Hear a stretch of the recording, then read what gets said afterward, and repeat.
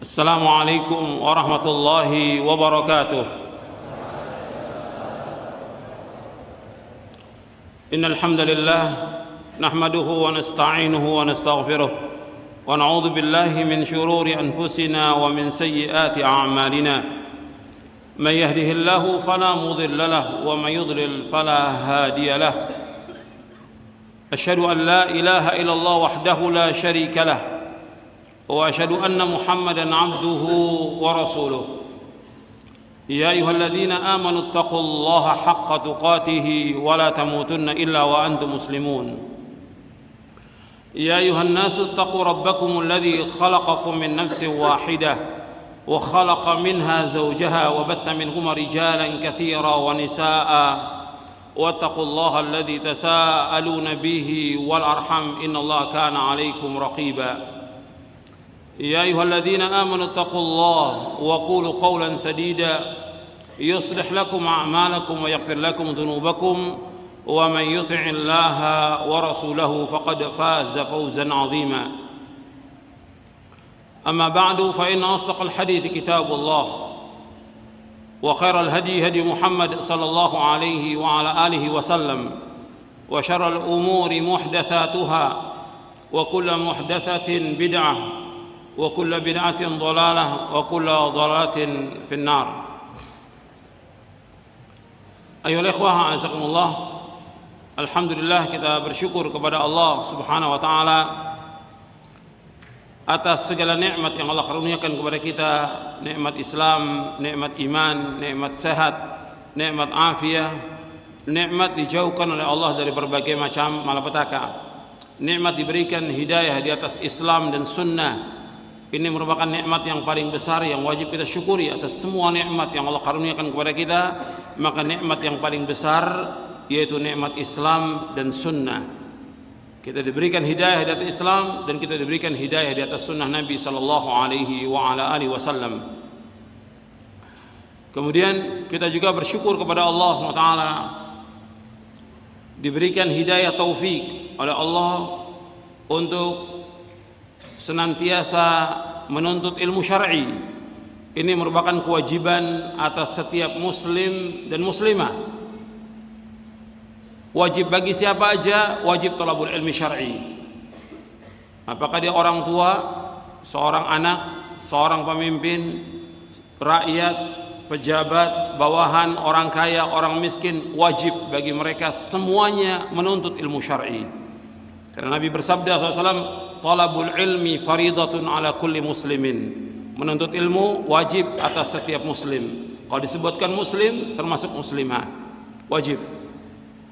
Kemudian juga menuntut ilmu ini harus kita lakukan terus sampai kita diwafatkan oleh Allah SWT. Nggak boleh berhenti.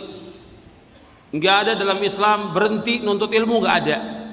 Sebagaimana juga tidak ada bagi kita berhenti ibadah, tidak ada.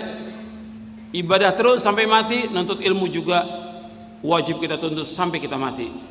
Allah berfirman di akhir surah Al-Hijr, wa'bud rabbaka hatta ya'tiyakal yaqin. Beribadahlah kamu kepada Allah sampai datangnya al-yaqin. Maksudnya al-yaqin al-maut, datangnya kematian. Nuntut ilmu termasuk ibadah. Maka kita wajib untuk terus menuntut ilmu syar'i sampai kita wafat. Dan nuntut ilmu ini jalan menuju sorga. Kalau orang tanya, kenapa kita selalu dan senantiasa menuntut ilmu syar'i? Karena ini jalan menuju sorga. Karena kita hidup diciptakan oleh Allah untuk ibadah, dan kita ingin dengan ibadah ini kita dimasukkan oleh Allah ke dalam sorga. Tujuan hidup seorang mukmin dan mukminah sorga, bukan dunia. Nabi bersabda SAW, وَمَنْ سَلَكَ طَرِيقًا يَلْتَمِسُ فِيهِ عِلْمًا سَهَّلَ اللَّهُ لَهُ بِهِ طَرِيقًا إِلَى الْجَنَّةِ. Barang siapa yang berjalan untuk menuntut ilmu, maka Allah mudahkan jalannya ke surga. Hadis ini sahih diriwayatkan oleh Imam Muslim dan yang lainnya dari sahabat Abu Hurairah radhiyallahu an. Barang siapa yang berjalan untuk menuntut ilmu, Allah akan mudahkan jalannya ke surga. Ikhwani fid din wa akhwat fillah azakumullah. Majelis ilmu merupakan taman-taman surga. Majelis ilmu merupakan taman-taman surga. Makanya ketika kita berada dalam majelis ilmu, kita ada jaga adab-adab. Ini taman-taman surga. Kata Nabi SAW, idza maratum bi riyadil jannah farta'u. Apabila kamu melewati taman-taman surga, kamu duduk di situ. Apa taman surga? Hilaqul dzikr. Halaqahnya zikir yang diajarkan Quran, diajarkan sunnah Nabi sallallahu alaihi wasallam. Hadis ini dihasankan oleh Syekh Albani dalam silsilah hadits as-sahihah dan juga yang lainnya. Jadi hilaqul dzikir, halaqahnya zikir yang diajarkan Quran, diajarkan sunnah, diajarkan tentang hukum-hukum Allah, itu namanya halaqah zikir. Makanya kita disuruh untuk bertanya kepada ahlu zikir. Ahlu zikir maksudnya ahlul ilmi. Fas'alu ahlal zikri in kuntum la ta'lamun. Tanyalah kepada ahlu zikir, maksudnya ahlu zikir yaitu orang yang berilmu, jika kalian tidak mengetahui. Karena itu, karena kita berada di halaqah zikir, yang kita berkumpul di sini dalam rangka mengkaji ayat-ayat Allah dan hadis-hadis Nabi SAW, maka jaga adabnya. Dengarkan baik-baik. Antum pertama kali perhatikan semuanya, baik bagi saya, bagi antum juga. Pertama kali harus ikhlas karena Allah. Tanpa keikhlasan nggak ada manfaatnya semua kedatangan kita. Tanpa keikhlasan antum datang ke tempat ini nggak ada manfaatnya. Semua panitia tanpa keikhlasan nggak ada manfaatnya. Itu ingat tuh. Kita diperintah oleh Allah untuk ikhlas karena Allah, bukan untuk mencari sesuatu. Kita ingin mendapatkan ilmu yang bermanfaat. Kita ingin faham tentang agama. Kita ingin mengamalkan agama Islam dengan benar. Maka pertama kali harus ikhlas karena Allah SWT. Allah berfirman, "Wa ma umiru illa liya'budullaha mukhlishina lahuddin." Tidaklah mereka diperintah melainkan untuk beribadah kepada Allah dengan ikhlas karena Allah. Allah juga berfirman dalam surah Az-Zumar, "Fa'budillaha mukhlishan lahuddin." Dalam beribadah kepada Allah dengan ikhlas semata-mata karena agamanya. Ikhlas ini dasar. Niat yang baik dasar, dan tegaknya agama ini dengan dasar yang kuat, yaitu ikhlas. Tanpa keikhlasan nggak akan diterima amal kita. Dia perhatikan kepada semuanya, kepada saya, kepada antum, kepada panitia, kepada seluruh yang hadir, ikhwan dan akhwat, ingatkan, kita datang ke tempat ini harus ikhlas karena Allah Subhanahu wa taala. Meskipun kita sudah berusaha untuk ikhlas, tapi tetap terus berusaha bagaimana supaya kita ikhlas dan diterima amal kita oleh Allah Subhanahu wa taala. Yang kedua, itu faham. Antum berusaha untuk memahami apa yang disampaikan. Karena kalau antum nggak paham, nggak ada manfaat juga. Banyak orang nuntut ilmu nggak paham. Banyak juga ustadz yang ngajar, dia nggak paham. Bagaimana dia menyampaikan ilmu, dia sendiri nggak paham. Gimana muridnya? Antum harus paham. Makanya Imam Bukhari menyebutkan di dalam kitab sahihnya tentang bab al-faham fil ilm. Bab tentang faham dalam ilmu. Harus paham. Jadi harus paham kita tentang ilmu ini, yang disampaikan harus paham. Makanya berusaha untuk memahami itu, antum dengarkan baik-baik dan diam. Jangan ada yang ngobrol. Yang ikhwan dan akhwat jangan ada yang ngobrol. Dengarkan baik-baik supaya antum dapat manfaat. Dengarkan dan diam. Karena dibacakan ayat Al-Quran, dibacakan hadis Nabi, dengarkan dan diam. Karena Allah yang merintahkan demikian dalam Al-Quran. Allah berfirman dalam surah Al-A'raf di ayat 204, "Wa idza quri'al Qur'anu fastami'u lahu wa ansitu la'allakum turhamun." Apabila dibacakan Al-Quran, adalah kamu dengar dan diam agar kalian mendapatkan rahmat dari Allah. Dengarkan dan diam. Perhatikan ya, semua yang hadir dan adik-adik yang hadir juga ini, dengarkan dan diam. Jangan ada yang berbicara. Jangan yang ngobrol. Yang akhwat juga perhatikan, dengarkan dan diam. Dengarkan dan diam untuk paham. Karena nggak mungkin kita bisa tegak agama ini tanpa ikhlas dan tanpa paham. Kata Imam Ibnu Qayyim di dalam kitabnya I'lamul Muwaqqi'in di juz yang pertama, kata beliau, Islam itu tegak dengan dua. Yang pertama dengan husnul qasd, yang kedua dengan husnul faham. Islam tegak dengan dua. Yang pertama dengan husnul qasd, yaitu niat harus ikhlas karena Allah, niatnya harus benar karena Allah. Yang kedua husnul faham, dia harus paham tentang agama, tegak agama ini, ikhlas dan dia paham tentang agama. Kalau dia paham tentang agama, dia wajib mengamalkan agama itu dan dia menyampaikan agama kepada umat dengan benar, dengan ikhlas dan dengan pemahaman yang benar. Al-Quran was sunnah ala fahmi salaf, nggak ada yang lain. Hanya satu jalan menuju kepada Allah, jalan yang telah ditempuh oleh Rasulullah SAW dan para sahabatnya radhiyallahu anhum majma'in. Itu yang wajib kita tempuh. Itu jalan selamat dan itu jalan yang membawa manusia ke surga. Antum ingat itu. Ini jalan menuju surganya satu, jalan tempuh Rasulullah SAW dan para sahabatnya. Dan setiap ilmu yang disampaikan kita harus paham. Makanya para ulama ketika membaca kitab itu mereka berusaha untuk memahami isi kitab itu. Bukan sekedar tamat, tapi paham dari apa yang dikaji. Makanya untuk mendukung pemahaman ini, supaya antum paham, antum dengarkan, antum diam. Untuk bisa paham yang disampaikan, antum dengarkan, antum diam, antum catat. Yang menyuruh mencatat Rasulullah SAW. Nabi bersabda SAW, qayyidul ilma bil kitab, ikat ilmu itu dengan tulisan. Hadis ini hasan, diriwayatkan oleh Imam Abdul Bar dan yang lainnya dari sahabat Anas bin Malik radhiyallahu anhu. Syekh Albani mengumpulkan semua jalannya bahwa hadis ini hasan, qayyidul ilma bil kitab. Anas bin Malik juga mengatakan radhiyallahu anhu, qayyidul ilma bil kitabah, ikat ilmu itu dengan tulisan. Jadi untuk bisa paham, dengarkan, diam, catat apa yang disampaikan. Kemudian nanti setelah itu kita berusaha untuk mengamalkan. Karena buahnya ilmu untuk diamalkan. Buahnya ilmu diamalkan. Kata Imam Ibnul Jauzi rahimahullah di dalam kitabnya Saidul Khatir, kata beliau, orang yang paling miskin di muka bumi ini, orang yang belajar menuntut ilmu tapi dia tidak mengamalkan. Ini orang yang paling miskin di muka bumi ini. Makanya kita harus mengamalkan ilmu ini. Kemudian setelah itu mendakwakan kepada diri kita, kepada keluarga, dan kepada sanak kerabat agar mengamalkan ilmu syar'i ini. Ikhwan fillah, azakumullah. Pada hari ini kita akan bahas yang berkaitan dengan waktumu dihabiskan untuk apa. Kita bahas tentang ini karena kalau kita lihat fenomena yang ada, banyak sudah kaum muslimin yang menyia-nyiakan waktunya dengan sia-sia. Habis waktunya mereka untuk hal-hal yang tidak bermanfaat. Kalau kita lihat, waktunya kaum muslimin ini habis untuk apa? Untuk hal-hal yang tidak bermanfaat.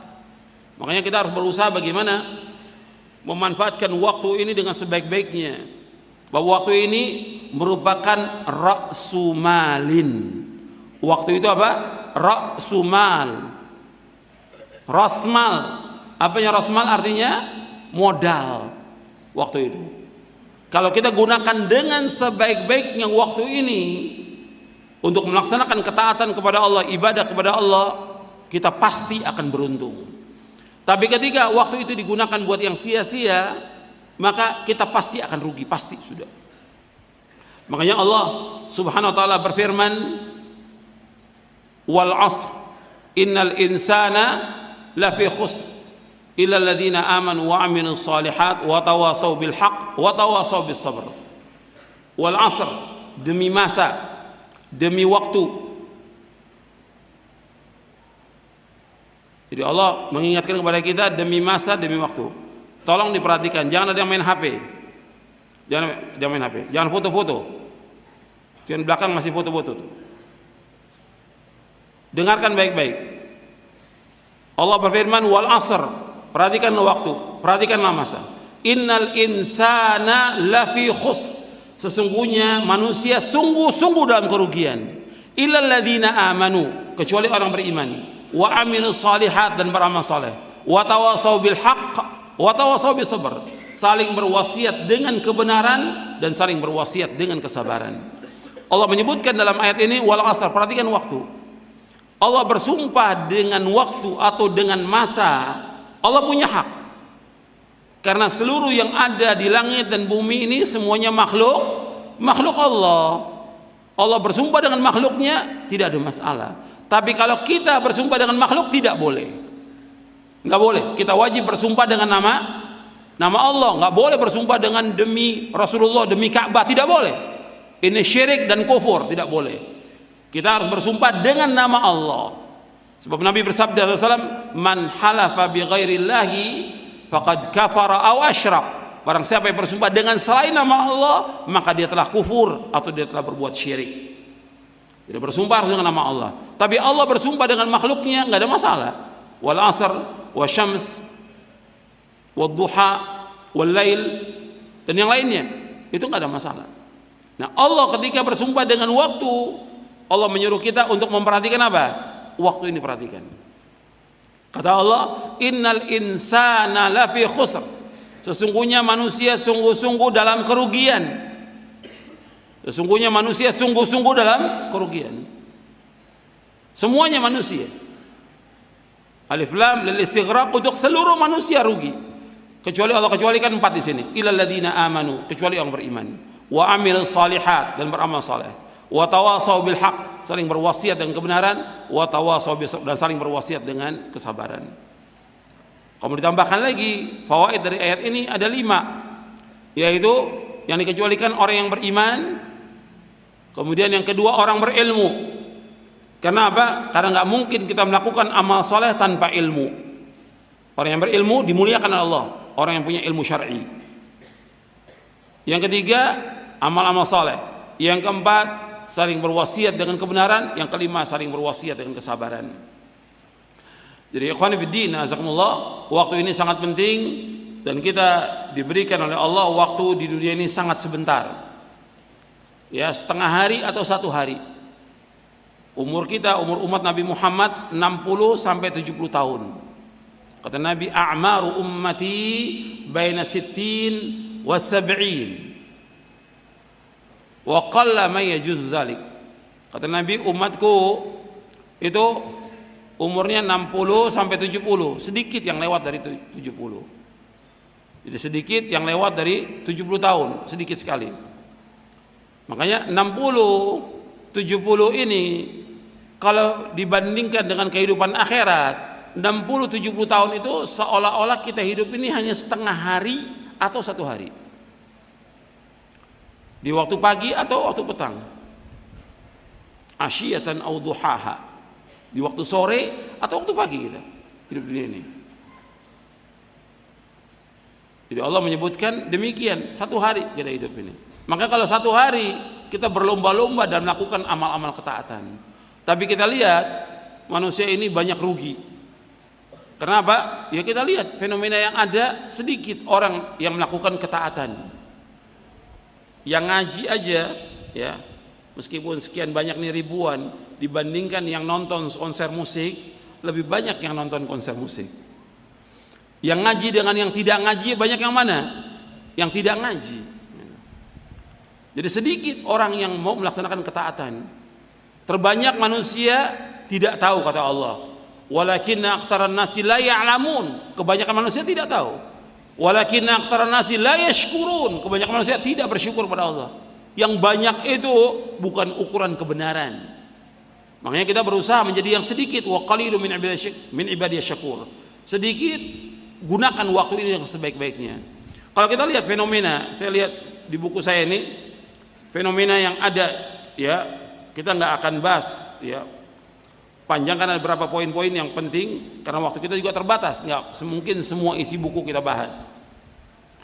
Tapi fenomena penyanyian yang dilakukan oleh manusia ini banyak. Saya sebutkan di halaman 59 sampai halaman 74. Di halaman 59 sampai halaman 74.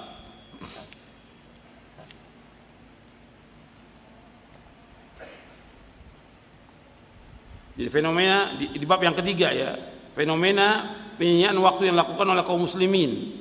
Ini banyak sekali. Ya, kalau kita lihat, kalau mau dikumpulkan banyak, ya. Ya, orang sibuk dengan bukannya baca Al-Quran, bukan baca buku yang bermanfaat, bahkan di lembaga-lembaga dakwah pun sibuk baca koran, nonton TV, habis waktunya itu. Kalau baca kitab, Masya Allah manfaat. Lembaga dakwah, bahkan ada juga sebagian pondok, kalau kita masuk ke kantornya, bukannya lagi baca kitab, lagi baca apa? Koran. Koran, antum baca 10 tahun, gak bakal jatuh antum pintar. Baca koran, 10 tahun baca koran, langganan koran, gak bakal jadi pintar. Tapi kalau baca kitab 10 tahun, antum dapat ilmu yang bermanfaat. Orang langganan koran 10 tahun nggak bakal pinter dia. Tapi kalau baca kitab 10 tahun, insya Allah banyak manfaat dan banyak kitab yang habis. Lihat kaum muslimin. Bahkan lembaga-lembaga dakwah ada pondok, kita masuk ke pondok kok baca koran, bukan baca kitab. Kalau baca kitab manfaat, baca buku yang bermanfaat, bukan baca koran. Kemudian juga banyak orang yang mengikuti berita di internet, televisi, radio, dan yang lainnya. Ini juga banyak yang enggak manfaat. Karena banyak semua berita-berita yang bohong. Kemudian juga banyak pembicaraan-pembicaraan yang dibicarakan oleh manusia itu enggak ada manfaatnya. Setiap hari dibicarakan tentang orang, riba, memfitnah, bicara tentang masalah politik dan yang lain yang enggak ada manfaatnya, yang kita bukan orangnya. Banyak habis waktu itu. Kemudian juga yang antum gunakan juga banyak menggunakan HP. Itu banyak juga bukan nggak penting, HP penting, manfaat buat kita berhubungan dengan orang. Tapi habis waktu. Coba antum hitung deh, dalam sehari berapa jam yang kita gunakan HP itu? Untuk SMS, untuk nulis, untuk nerima, untuk menjawab, berapa habis waktu dalam sehari itu? Antum hitung. Habis waktu kita. Jadi banyak waktu yang sia-sia kalau kita hitung, ini banyak. Kemudian juga banyak kita menyibukkan diri dengan hobi, banyak melakukan jalan-jalan, rekreasi, tamasya. Rekreasi tamasya boleh sekali-kali, tapi kalau setiap Sabtu Ahad tamasya, setiap Sabtu Ahad rekreasi, habis waktu kita. Kalau dibandingkan antara dia waktu rekreasi, tamasya dengan ngaji, lebih banyak berjalan-jalannya dia. Atau berkunjung ke tempat teman, berkunjung ke sini, berkunjung, itu habis waktunya. Kemudian juga yang jelas haram ya, menyibukkan diri dengan mendengarkan nasyid, lagu musik. Ini saya bahas di buku Hukum Lagu, Musik dan Nasyid. Ada buku saya tulis tentang hukum lagu. Saya bawakan dalil-dalilnya dari Quran, dari sunnah Nabi yang sahih, penjelasan para sahabat, tabi'in, tabi'ut tabi'in, kemudian juga para imam madhab dan yang lainnya tentang haramnya musik. Ada nanti antum baca di buku itu. Kemudian juga banyak membaca buku-buku yang tidak bermanfaat. Banyak buku-buku yang antum baca nggak bermanfaat. Makanya ketika kita mau baca buku, tanya dulu kepada guru, ini buku apa yang bermanfaat? Buku-buku apa yang bisa kita baca? Sebab kita harus membaca buku yang bermanfaat buat kita. Jangan kita mampu beli, kita baca. Akhirnya buku itu pertama betul kita keluarkan uang, dan ini besar uang yang dikeluarkan. Yang kedua kita baca menghabiskan waktu. Yang ketiga yang berbahaya kalau buku itu bukan buku yang benar, ngerusak kita, memberikan syubhat, dan itu yang paling parah, yang berbahaya buat kita. Makanya ketika kita akan baca buku, tanya dulu kepada guru, kepada ustadz yang paham, supaya kita tahu buku ini manfaat atau tidak, supaya tidak sia-sia. Jangan sampai waktu kita habis terbuang dengan baca buku yang tidak bermanfaat. Dulu para ulama saja dulu ya, yang menyibukkan diri dengan ilmu kalam, filsafat, mereka baca buku-buku filsafat itu, akhirnya di akhir hayatnya mereka jadi orang yang bingung. Dia bingung sampai matinya dalam keadaan bingung mereka. Kenapa? Nggak manfaat ilmu yang mereka cari, dan mereka ngakui demikian semuanya. Saya sudah berjalan di muka bumi ini, saya sudah baca buku-buku mereka, tapi nggak ada manfaat sama sekali. Itu sampai akhir hayatnya, rugi waktunya. Kan waktu kita terbatas, dan akan ditanya oleh Allah, waktu kita ini akan ditanya oleh Allah. Untuk apa? Akan ditanya oleh Allah. Nanti saya akan sebutkan hadisnya. Kemudian juga banyaknya main-main, juga banyak tidur, banyak main-main. Ini juga buang-buang waktu, nggak boleh kita. Hidup kita ini untuk yang bermanfaat. Dunia ini Allah sebutkan dalam Al-Quran, dunia ini Allah sifatkan dalam Al-Quran, bahwa dunia ini apa Allah sebutkan dalam Al-Quran? Innamal hayatud dunya la'ibun walahwun. Kehidupan dunia ini main-main. Beda dengan kehidupan akhirat. Kalau akhirat sungguh-sungguh kita dalam ketaatan. Kita nggak bisa main-main. Main-main sekedarnya aja. Tapi kehidupan dunia, kehidupan main-main. Kehidupannya orang kafir, kehidupan main-main. Kita jangan dibawa. Orang kafir berusaha bagaimana mengajak kita untuk sibuk dengan main-main. Orang kafir, dia ingin sama dengan mereka kita. Diajak, disibukkan dengan main-main. Kehidupan dunia kehidupan main-main. Sedangkan kehidupan yang abadi, yang kekal, kehidupan akhirat, yang harus kita cari kehidupan akhirat. Yang kita harus cari kehidupan akhirat. Kemudian juga termasuk yang buang-buang waktu lagi seperti apa? Nonton televisi. Ini banyak waktu yang terbuang ini. Kalau televisinya kayak TV Roja, radio Roja, manfaat. Tapi ini TV-TV yang beritanya juga nggak benar, pakaiannya juga telanjang, maksiat. Kalau kita lihat televisi yang ada lebih dari 90% itu nggak ada manfaatnya, habis waktu. Banyak itu, ya, dari ikhwan atau ibu-ibu juga yang habiskan waktunya di depan TV. Kau dengarkan kajian di radio Roja, TV Roja, manfaat. Tapi kalau yang lain nggak ada manfaatnya, habis waktu. Nonton sinetron, habis waktu, nggak ada manfaatnya. Begitu juga dia sibuk dengan nonton pertandingan sepak bola, itu nggak manfaat itu. Ini dibahas oleh para ulama khusus tentang masalah hakikatu quratil qadam, tapi bukan di sini pembahasannya.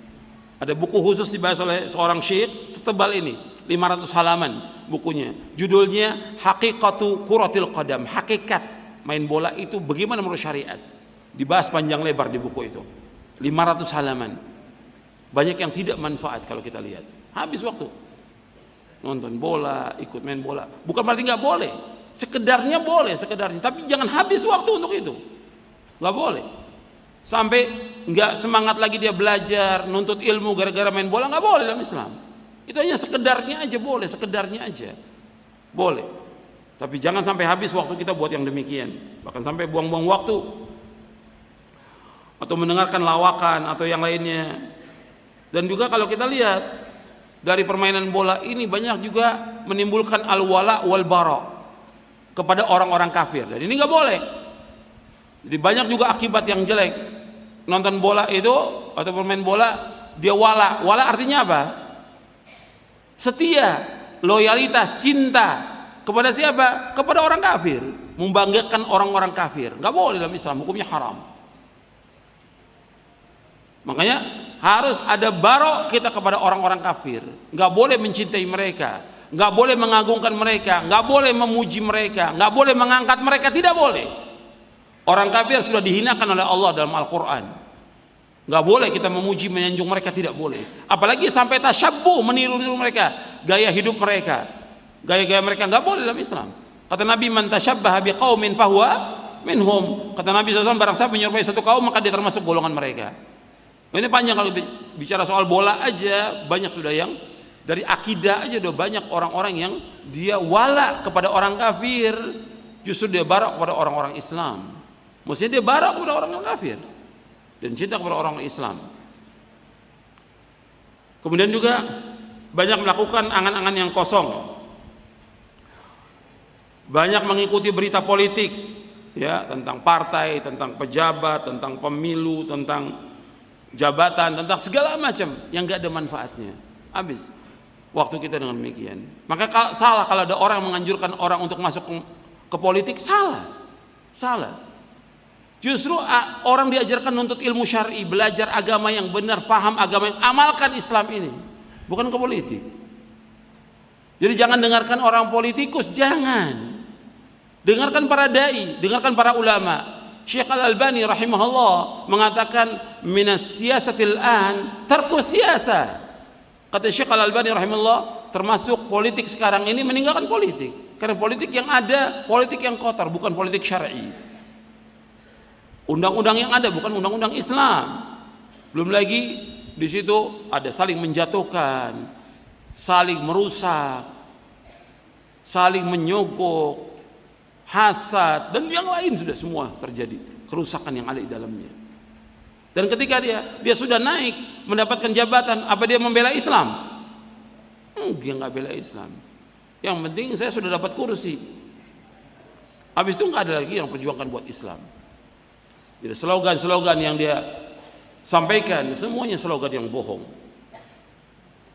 Itu saya bahas di mukadimah buku saya tentang jihad fisabilillah.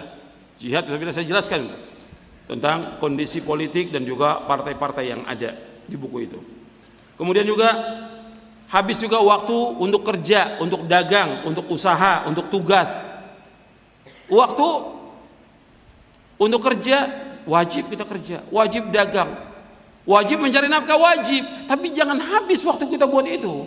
Kalau kita lihat sekarang ini habis waktunya, dari mulai ba'da subuh sampai malam. Kerja berangkat pagi, pulangnya malam.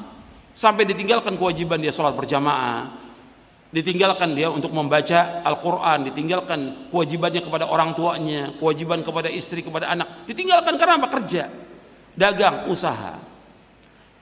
Dagang, usaha, kerja wajib untuk mencari nafkah, karena kita nggak boleh hidup bergantung pada orang lain. Kita wajib mencari nafkah, tapi sekedarnya, sebagaimana Rasulullah SAW dan para sahabatnya juga sekedarnya. Tidak seperti sekarang kita lihat habis waktunya buat dagang, habis waktunya buat kerja, habis waktunya buat tugas, dan segala macam habis waktunya. Buat akhiratnya mana? Nggak ada buat akhirat. Yang ada semua buat dunia. Jadi antum perhatikan itu, banyak waktu yang disia-siakan oleh kaum muslimin. Kemudian juga banyak begadang juga banyak sia-sia ini, yang nggak manfaat. Ya begadang, kalau ada tugas sekedarnya juga kita laksanakan. Tapi jangan habis waktu buat yang demikian. Karena di waktu begadang, di samping tugas yang kita lakukan, tapi juga kita harus isi dengan yang bermanfaat. Apakah dengan baca Al-Quran, dengan hafalan, dengan sholat witir, dengan doa kepada Allah di waktu malam itu. Jangan habis buat ngobrol. Ketika begadang kan banyak kumpul berapa orang tuh ngobrol, habis waktunya. Kadang-kadang menggibah orang, membicarakan aib orang lain. Banyak yang sia-sia. Coba diisi dengan yang bermanfaat. Diisi dengan bermanfaat. Kemudian lagi kalau kita lihat lagi kegiatan kaum muslimin lagi, banyak lagi kegiatan yang syirik. Ya.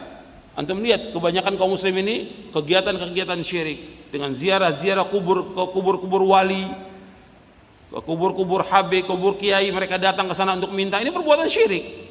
Perjalanan mereka kadang-kadang dari luar kota. Berapa jam mereka berjalan untuk itu.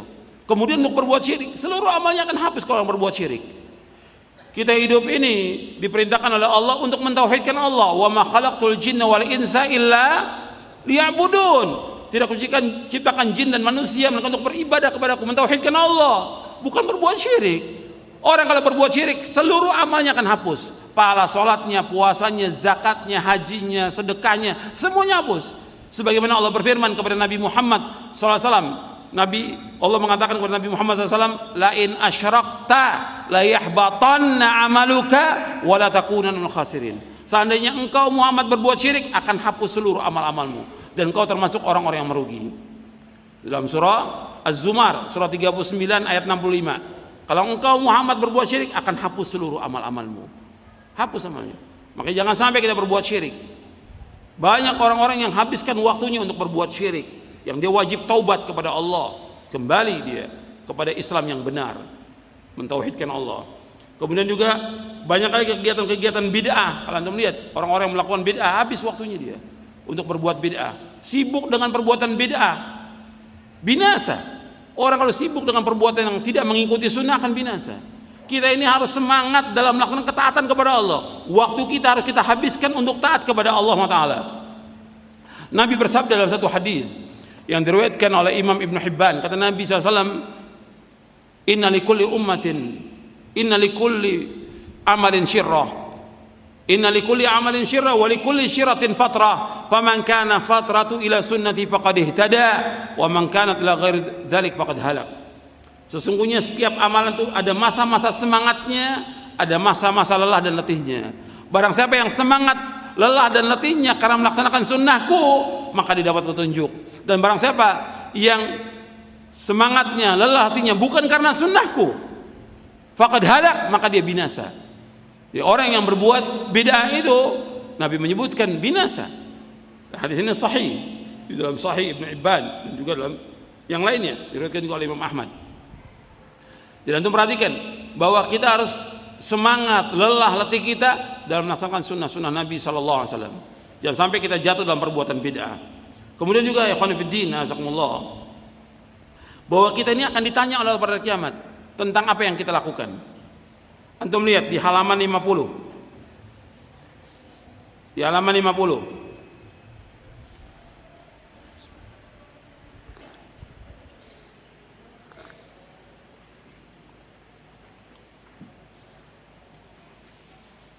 itu masih bisa masuk lagi nggak, supaya yang di tangga itu bisa naik ke atas? Kalau bisa masuk lagi, supaya yang di tangga itu nggak duduk di tangga, biar naik lagi ke atas. Coba panitia diatur. Kemudian juga yang akhwat masuk lagi ke dalam itu, akhwat itu yang pakai cadar dibuka, itu kan di bawah itu khusus untuk akhwat. Ya di bawah untuk akhwat semua kan? Ya di bawah itu untuk akhwat. Coba yang pakai cadar itu dibuka cadarnya, kan nggak ada laki di bawah itu. Kok kenapa pakai cadar itu yang di bawah itu? Itu semuanya akhwat, jangan pakai cadar yang di bawah itu.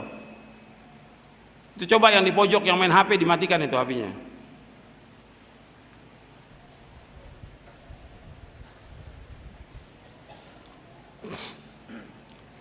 Nabi bersabda sallallahu alaihi wasallam,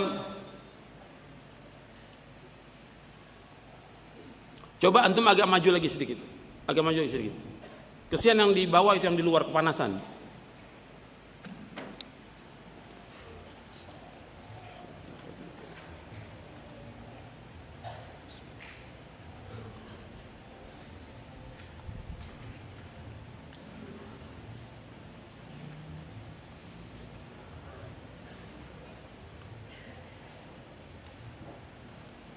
Ya jangan semuanya masuk, nggak cukup.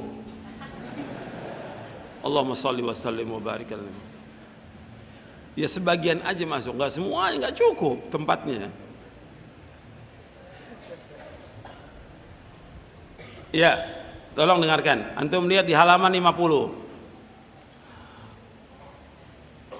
An Abi Bazzah radhiyallahu an qala qala Rasulullah sallallahu alaihi wa ala alihi wasallam la tazulu qadama 'abdin yaumal qiyamati hatta yus'al an umrihi fima afna wa an ilmihi fima fa'ala wa an malihi min aina iktasaba wa fima anfaqa wa an jismihi fima abla. Akhrajahu Tirmidzi wa qala Tirmidzi hadza haditsun hasanun sahih. Dari Abu Barzah Al-Aslami radhiyallahu anhu, ia berkata, telah bersabda Rasulullah sallallahu alaihi wasallam, tidaklah bergeser kedua kaki seorang hamba pada hari kiamat nanti sampai ditanya tentang 4 perkara. Yang pertama akan ditanya oleh Allah SWT tentang umurnya, dihabiskan untuk apa. Yang kedua ditanya tentang ilmunya, diamalkan atau tidak. Yang ketiga akan ditanya tentang hartanya, dari mana dia peroleh dan kemana dihabiskan. Dan yang keempat akan ditanya tentang tubuhnya, capeknya, lelahnya, letihnya untuk apa. Jadi akan ditanya oleh Allah SWT 4 pertanyaan. Hadis ini Imam Tirmidzi, dan Tirmidzi berkata hadis ini hasan sahih. Hadis ini disahihkan oleh Tirmidzi, disahihkan juga oleh Syekh Al-Albani dalam silsilah hadis as-sahihah. Anda perhatikan di sini. Tolong perhatikan semuanya. Nabi SAW bersabda, tidaklah bergeser kedua kaki seorang hamba pada hari kiamat, melainkan akan ditanya oleh Allah tentang 4 perkara. Yang pertama akan ditanya tentang masalah umur. Kalau bicara soal umur, berarti bicara soal waktu. Allah akan tanya tentang umur kita, berarti waktu kita dihabiskan buat apa? Keseharian kita 24 jam ini akan ditanya oleh Allah waktu kita. Apa yang kita lakukan dalam sehari ini akan ditanya oleh Allah. Apakah dia dagang, dia kerja, dia belajar, dia sholat berjamaah, dia baca buku, baca Quran, dia berbuat baik pada orang tuanya, atau berbuat baik kepada manusia, akan ditanya untuk apa waktunya. Atau buat yang lain, buat jalan-jalan, buat ngobrol, buat nonton, buat yang lain yang gak ada manfaatnya. Akan ditanya oleh Allah, waktu itu digunakan buat apa? Karena akan ditanya oleh Allah, waktu itu untuk apa kita habiskan? Waktu yang Allah berikan kepada kita dalam sehari 24 jam. Kalau kita 8 jam untuk tidur, 8 jam untuk kerja umpamanya, 8 jam lagi akan ditanya oleh Allah. Kita sholat 5 waktu, paling habis 1 jam. Kalau kita betul-betul khusyuk sholatnya 10 menit, ditambah dengan sholat sunat, cuma 1 jam. Tinggal tanya lagi 7 jam buat apa itu? Buat belajar, baca buku, akan ditanya oleh Allah. Untuk apa waktu itu? Akan ditanya. Itu yang pertama. Yang kedua akan ditanya oleh Allah SWT tentang ilmunya, diamalkan atau tidak. Antum menuntut ilmu, antum belajar, Diamalkan atau tidak? Dan tadi sudah saya jelaskan dalam mukaddimah bahwa kita nuntut ilmu ini sampai kapan? Nuntut ilmu sampai kapan kita? Sampai mati. Perhatikan itu. Kata Imam Ahmad bin Hanbal, Imam Abdullah ibn Mubarak dan imam yang lain rahimahumullah, ketika mereka ditanya, wahai para imam, sampai kapan kita nuntut ilmu? Ila an amut, sampai aku mati. Sampai kapan nuntut ilmu? Ila an adkhulal qabra, sampai saya masuk liang kubur. Sampai mati nuntut ilmu. Makanya kita belajar terus, nggak boleh berhenti. Saya dan antum sama sebagai penuntut ilmu, wajib belajar, wajib nuntut ilmu. Paling tidak kita baca buku 4 jam dalam sehari, minimal 4 jam kita baca. Kita mengkaji Al-Quran, hadis Nabi, buku-buku para ulama, baca 4 jam. Kemudian kita amalkan, karena ilmu untuk diapakan? Diamalkan. Allah menyebutkan tentang iman wa amilus shalihat, iman wa amilus shalihat, amal saleh terus, iman amal saleh, iman amal saleh. Dan kata Abdullah bin Mas'ud radhiyallahu an, kata Abdullah, ta'allamu fa idza alimtum fa'malu. Belajarlah kalian, kalau kalian sudah belajar, amalkan. Ilmu untuk diamalkan, bukan untuk koleksi ilmu. Terus amalkan ilmu ini sampai kita diwafatkan oleh Allah. Syaratnya dalam kita beramal, beribadah 2. Yang pertama ikhlas, yang kedua apa? Ittiba. Ikhlas dan ittiba. Ini harus kita amalkan ilmu kita. Akan ditanya seorang dai, seorang ustadz, seorang guru, seorang talibul ilm, akan ditanya ilmunya diamalkan atau tidak. Kita untuk amalkan ilmu ini. Karena apa? Allah akan memberikan sorga, ganjaran sorga kepada orang yang berilmu atau orang yang beramal. Saya ulangi lagi, perhatikan, Allah memberikan ganjaran sorga kepada orang yang berilmu atau beramal. Beramal. Allah sebutkan, tilkal jannatul lati urithumuha bima kuntum ta'malun. Tilkal jannatul lati urithumuha bima kuntum ta'malun. Itulah surga yang diwariskan kepada kalian dengan sebab apa yang kalian amalkan. Allah akan membalas dengan jazaan bima kanu ya'malun. Allah membalas apa yang mereka amalkan, bukan yang mereka ketahui. Amalkan. Yang dilihat oleh Allah amal kita. Makanya nih, ilmu itu diamalkan atau tidak. Kemudian yang ketiga, harta dari mana diperoleh, kemana dihabiskan. Allah akan tanya, harta kita ini dari mana? Halal atau haram, atau syubhat, atau habis minta-minta, atau utang nggak bayar, atau yang lain, akan ditanya oleh Allah, harta itu dari mana. Apalagi orang-orang yang korupsi, akan ditanya oleh harta itu dari mana dia dapat. Karena semua milik Allah, dan Allah akan tanya dari mana diperoleh. Apakah dari yang halal ataukah dari yang haram? Nabi sudah ingatkan dalam hadis yang sahih yang diriwayatkan oleh Imam Bukhari, kata Nabi, sayati 'alan nasi zamanun la yubalil mar'u min aina akhadhal mal am min halalin am min haramin. Akhrajahu al-Bukhari. Kata Nabi, nanti akan datang satu zaman orang tidak peduli lagi dari mana dia peroleh harta, apakah dari yang halal ataukah dari yang haram. Akan ditanya oleh Allah, harta itu dari mana? Kalau dari yang haram, dari yang syubhat, maka yang pantas bagi orang itu neraka. Kalau dari yang haram atau yang syubhat, bagi orang itu yang pantas neraka. Kata Nabi, kullu jasadin nabata min suhtin fannaru aula bih. Setiap jasad, setiap tubuh yang tumbuh dari yang haram, maka neraka lebih tepat bagi dia. Hati-hati itu. Dari mana kita peroleh harta itu? Kemudian perhatikan lagi. Kemana dihabiskan? Harta itu 2. Dihabiskan untuk apa? Dari mana dia cari nafkahnya, halal atau haram? Di mana dia peroleh harta itu? Kemudian di mana dihabiskan? Apakah untuk dia memberikan nafkah kepada istrinya, orang tuanya, dia untuk yang baik, untuk ketaatan? Apakah untuk bid'ah, untuk syirik, untuk maksiat? Akan ditanya, harta ini dihabiskan buat apa? Harta ini dihabiskan untuk apa? Karena pada hakikatnya harta itu milik Allah, bukan milik kita. Kemudian yang keempat, jasadnya kita, capeknya, lelahnya kita untuk apa?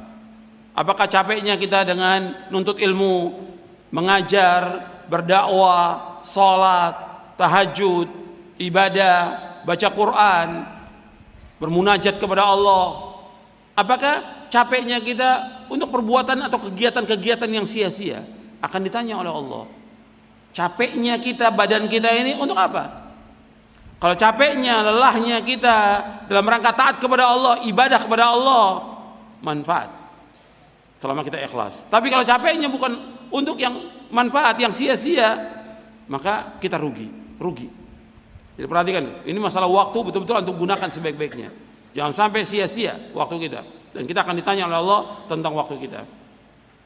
Sekarang kita akan bahas setelah kita melihat fenomena penyanyian waktu yang dilakukan oleh manusia. Saya sebutkan kurang lebih ada 18 fenomena yang sudah saya sebutkan poin-poinnya. Nggak perlu saya baca, karena yang penting poin-poinnya itu banyak dilakukan oleh manusia sia-sia.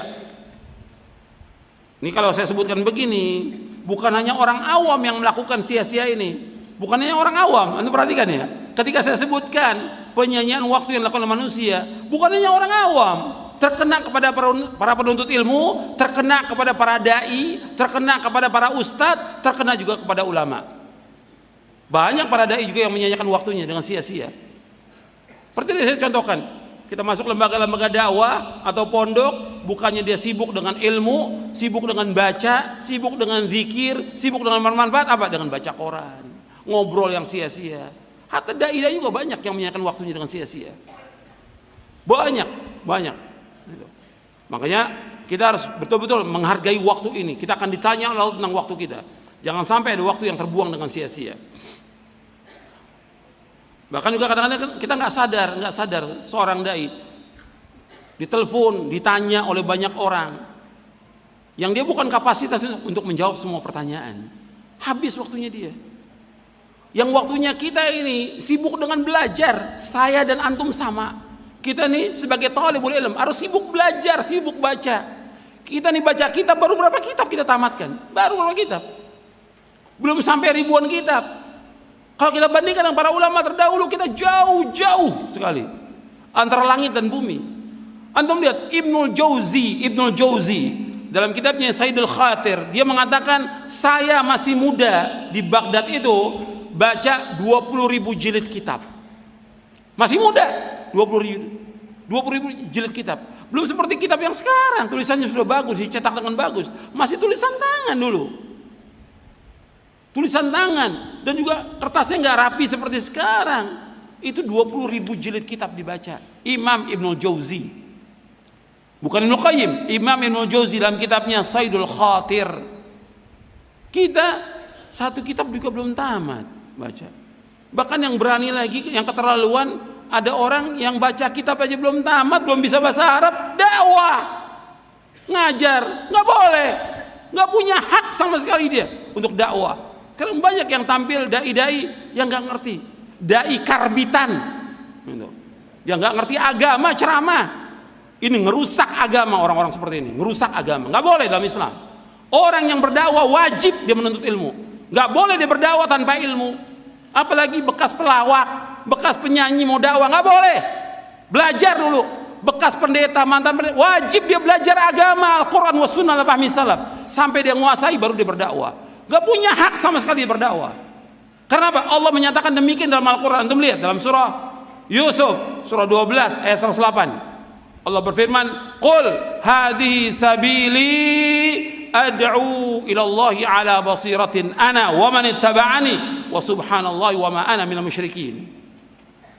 Qul hadhihi sabili, katakanlah inilah jalanku, ini manhajku, ini sunnahku. Ad'u ila Allah, aku mengajak manusia ke jalan Allah. Ala basiratin, ala ilmin wa yaqinin, dengan dasar ilmu dan keyakinan. Ana wa man ittabani, aku dan orang-orang yang mengikuti aku. Wa subhanallah, maha suci Allah, wa ma ana minal musyrikin, dan aku tidak termasuk orang berbuat syirik. Ya, dakwah harus dengan ilmu. Dakwah ala basirah, dengan dasar ilmu. Enggak boleh orang berdakwah tanpa ilmu, dan itu nasihatnya para ulama. Enggak boleh. Yang sekarang ini dianggap gampang dakwah ini, apalagi menisbatkan diri kepada salaf, padahal nggak ngerti agama. Pejabat sekarang sudah berdakwah, baru punya jenggot sedikit sudah dakwah. Kapan dia ngajinya? Kapan nuntut ilmunya? Sudah berdakwah, nggak punya hak sama sekali dia berdakwah. Yang berhak dakwah orang yang punya ilmu, menguasai Quran, menguasai sunnah, ala fahmi salaf, baru dia berdakwah. Kalau kita lihat kerusakan dakwah yang ada karena muncul orang-orang yang tidak berilmu, yang nggak punya paham. Mantan penyanyi dia harus belajar dulu, mantan pelawak belajar dulu, atau dia bekas apa lagi, pendeta, Belajar. Bukan dia suruh ceramah, cerita tentang dirinya. Nggak boleh dalam Islam. Perbuatan dosa dia wajib dia tutup, nggak boleh ceritakan pada manusia. Karena Nabi menyebutkan kullu ummati mu'afan ilal mujahirin. Setiap umatku akan diampunkan dosanya kecuali yang mujahir. Mujahir artinya orang-orang terang-terangan berbuat dosa. Tadi malam dia berbuat dosa, Allah sudah tutup, dia ceritakan lagi pada orang lain. Perbuatan dia yang lalu tutup, nggak boleh ceritakan pada orang lain, nggak boleh dalam Islam. Tutup, tobat kepada Allah dengan taubatan nasuha, belajar agama ini. Paham antum? Ya. Sekarang kita masuk tentang efisiensi waktu. Hal-hal yang dapat membantu dalam mengefisiensikan waktu kita. Antum lihat bab yang kelima.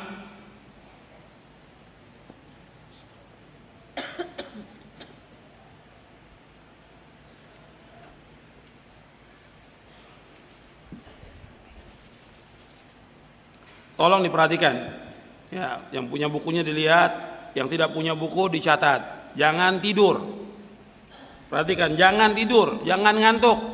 Ini majelis ilmu, majelis zikir dihadir oleh malaikat. Jangan tidur.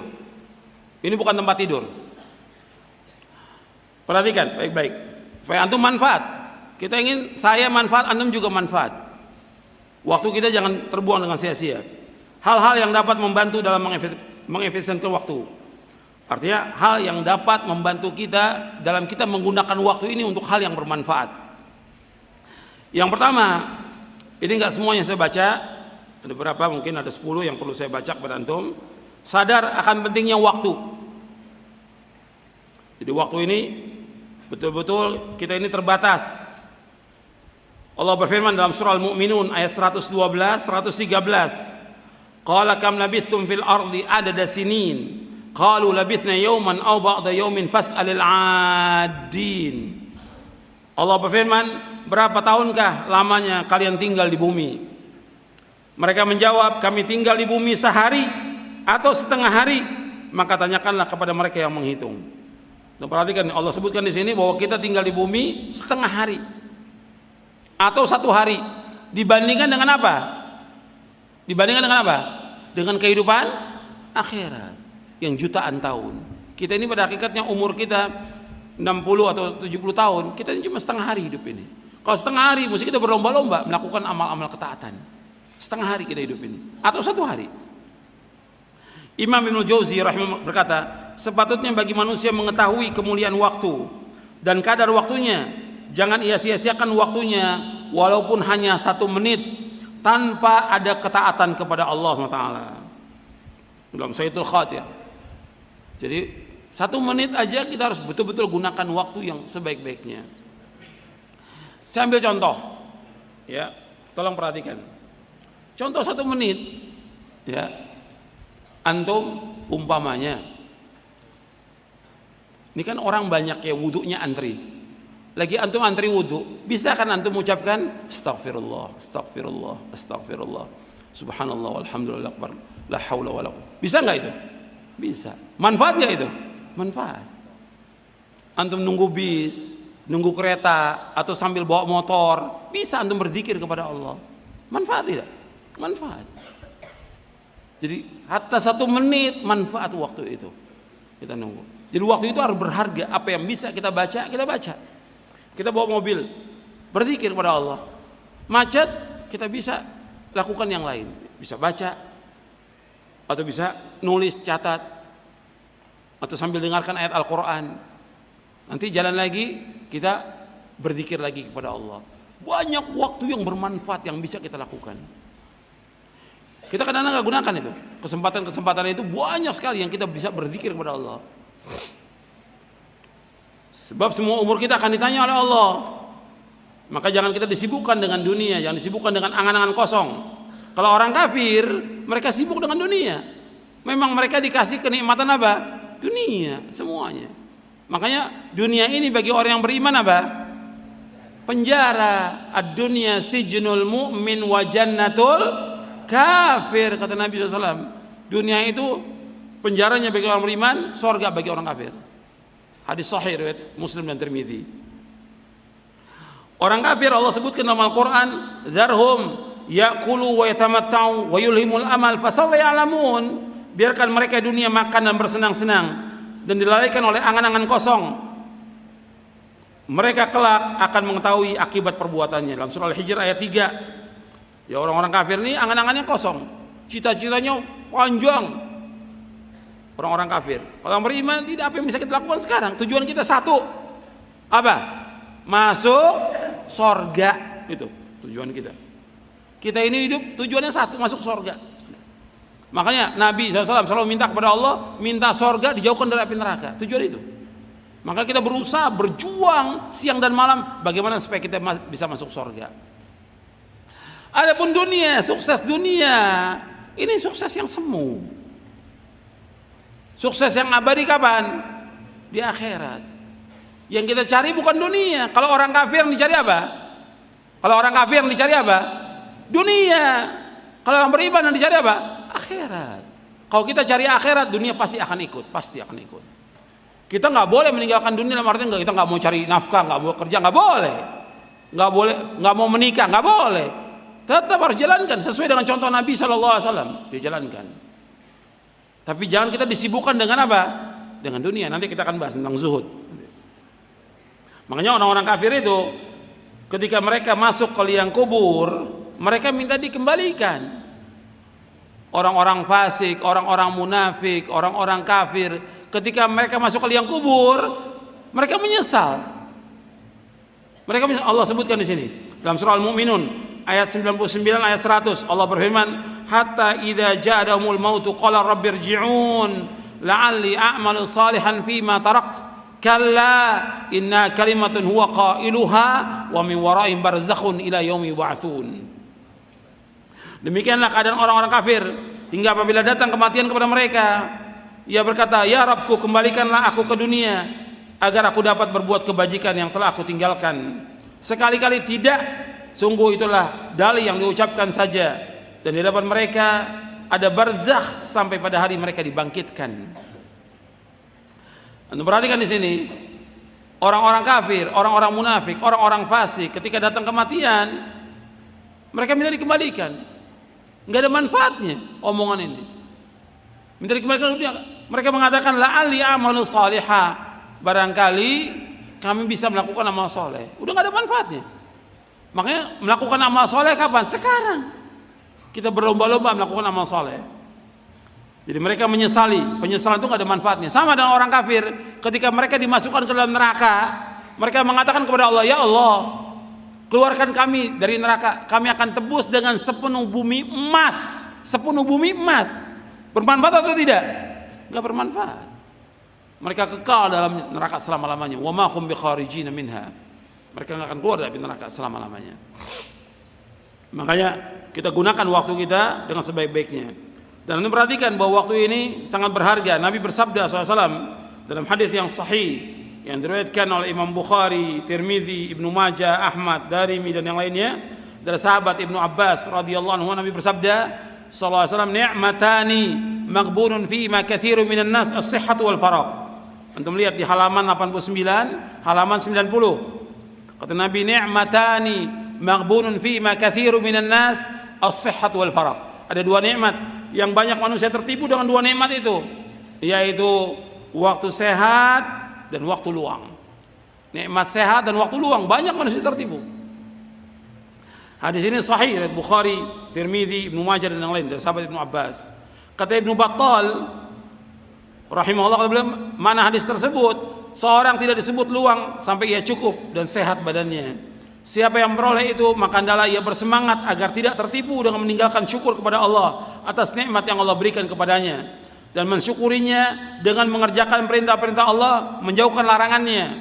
Siapa yang tidak berbuat demikian, maka dialah orang yang tertipu. Sabda Nabi SAW, katsirun minas, banyak manusia, menunjukkan bahwa yang diberikan taufik, yang tidak tertipu dengan kedua nikmat tersebut sangat sedikit. Jadi kita ketika diberikan nikmat sehat oleh Allah, waktu luang, bersyukur. Bersyukurnya dengan apa? Bersyukurnya dengan apa? Tolong jawab, siapa yang bisa jawab? Yang sebelah kiri. Iya. Iya, yang sebelah kanan. Bersyukurnya dengan apa?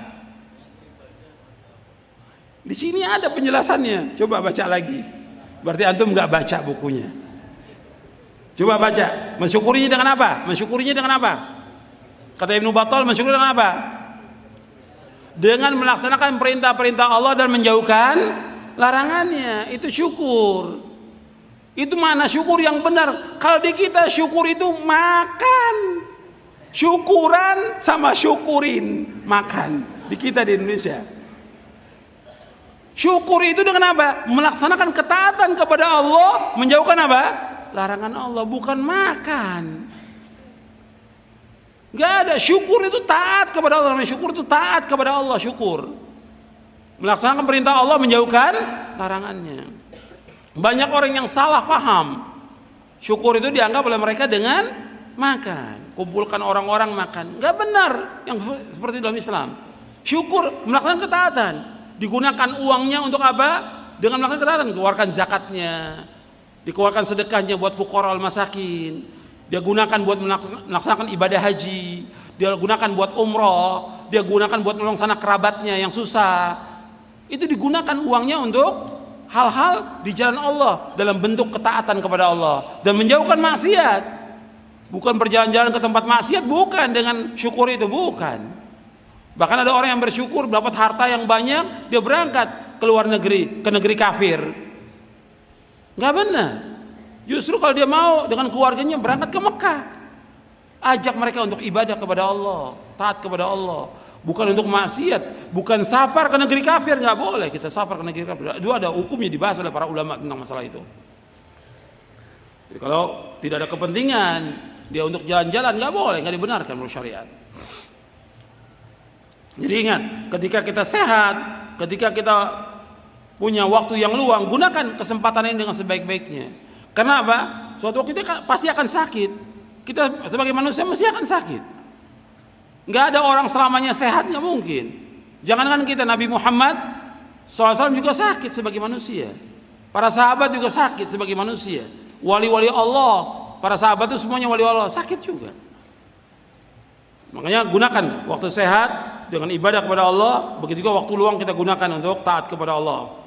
Kata Imam At-Tibi, kata beliau begini, Nabi membuat perumpamaan seorang pedagang yang memiliki modal. Antum lihat di halaman 91. Nabi SAW membuat perumpamaan seorang pedagang memiliki modal. Ia mengharapkan keuntungan dengan selamatnya modal itu. Dan caranya yaitu dengan memilih orang yang bermuamalah dengannya dan selalu jujur serta pandai agar dia tidak tertipu. Kesehatan dan waktu luang adalah modal, dan sepatutnya seorang bermuamalah dengan Allah dengan iman, berjuang melawan hawa nafsu dan musuh agama agar ia beruntung di dunia dan di akhirat. Untuk melihat penjelasan para ulama itu jelas, gamblang mereka, karena mereka paham tentang agama. Digunakan dengan sebaik-baiknya untuk taat kepada Allah, bukan untuk yang lain. Jangan kita gunakan buat yang sia-sia waktu kita ini. Akan ditanya oleh Allah. Kemudian perhatikan lagi hadis Nabi SAW. Halaman 92. Jadi kita harus betul-betul paham nih, sadar tentang pentingnya waktu. Nabi bersabda sallallahu alaihi wasallam, "Kun fid dunya ka'annaka gharibun aw 'abiru sabilin wa'udda nafsaka min ahlil kubur." Wa kana Ibnu Umar yaqul, "Idza amsayta fala tantadhir as-sabah wa idza asbahta fala tantadhir al-masa' wa khudh min sihhatika limaradik wa min hayatika limautik." Kata Nabi SAW, jadilah kamu dunia seperti orang asing atau orang yang dalam perjalanan, dan hitunglah dirimu termasuk orang yang pasti mati. Artinya pasti menjadi penghuni kubur. Ibnu Umar berkata, apabila engkau berada waktu sore, jangan tunggu waktu pagi. Apabila engkau berada waktu pagi, jangan tunggu waktu sore. Gunakan sehatmu sebelum sakitmu, gunakan hidupmu sebelum matimu. Perhatikan di sini. Hadis ini sahih, riwayat Bukhari, Ahmad, Tirmidzi, Ibnu Majah, Abdullah Ibn Mubarak dalam kitabnya Zuhud, Al-Baihaqi dalam Syu'abul Iman, Abu Nuaim dalam kitabnya Hilyatul Auliya, Al-Baghawi dalam Syarah Sunnah, dan yang lainnya. Hadis ini sahih. Tambahan wa'udda nafsaka minal kubur itu tidak ada dalam riwayat Bukhari. Wa'udda nafsaka minal kubur tidak ada dalam riwayat Bukhari. adanya dalam riwayat Ahmad, At-Tirmidzi, Ibnu Majah dan yang lainnya. Makanya kalau antum baca buku Arba'in An-Nawawi, Imam An-Nawawi rahimahullah enggak masukkan hadis ini, wa'uda nafsaka min ahlil kubur, karena beliau membawakan hanya riwayat siapa? Riwayat Bukhari. Tapi riwayat yang lain ada tambahannya, wa'uda nafsaka min ahlil kubur. Dan begitu kalau kita membaca hadis, jadi kita harus tambahkan yang memang hadis ini thiqah, ziyadat thiqah, kita harus tambahkan hadis itu. Bukan menambah-nambah hadisnya, riwayatnya ada tambahan, kita harus tambahkan. Berarti di sini Nabi menyebutkan 3 di sini. Kata Nabi, kun fid dunya ka'annaka gharib au abiru sabil wa'udda nafsaka min ahlil kubur. Kata Nabi, hendaklah kamu jadi dunia seperti orang asing atau orang yang dalam perjalanan, dan jadilah kamu termasuk orang yang pasti mati. 3 di sini. Yang pertama di sini untuk perhatikan, yaitu orang asing. Kita menempatkan diri kita sebagai orang asing. Kita dunia ini sebagai orang asing. Karena Adam Allah ciptakan di mana? Allah ciptakan Adam di mana? Di sorga dengan kedua tangannya Allah, di sorga. Itu tempat tinggal sorga itu. Kemudian Adam alaihi salatu wassalam dan Hawa terusir dari sorga karena apa? Karena apa? Karena melanggar, memakan buah yang dilarang oleh Allah SWT. Terusir ke muka bumi. Di muka bumi ini, itu jannah, sorga yang diciptakan oleh Allah, sorga yang abadi. Nabi Adam itu masuk di sorga yang abadi, diciptakan di sorga yang abadi. Dikeluarkan Adam, Hawa, dan Iblis dikeluarkan semuanya dari sorga. Kemudian di muka bumi ini manusia sebagai orang asing, karena dia pasti akan kembali kemana? Ke akhirat. Orang yang beriman kembalinya kemana? Ke sorga. Kalau dia sebagai orang asing di muka bumi ini, orang asing kalau tinggal di setempat nggak lama. Umumnya sekarang kita berangkat ya safar ke luar negeri, umpamanya ke Mekah atau ke Madinah. Kita menunaikan ibadah haji atau umroh. Kita nggak mau lama-lama karena kita rindu kepada orang tua, rindu kepada istri, rindu kepada anak, rindu kepada keluarga. Nggak lama. Maka dia berusaha bagaimana melaksanakan ibadah semaksimal mungkin, kemudian segera pulang. Itu orang asing. Itu perempuan orang asing. Seperti kita juga tugas keluar kota umpamanya. Kita di luar kota sebagai orang asing. Tentunya selesai pekerjaan kita akan segera pulang. Itu orang asing. Kita ini di dunia sebagai orang asing, maka kita harus terus melakukan amal-amal soleh supaya kita bisa kembali ke rumah, ke tempat asal penciptaan manusia, di mana? Sorga. Paham sampai sini? Ini yang pertama. Yang kedua,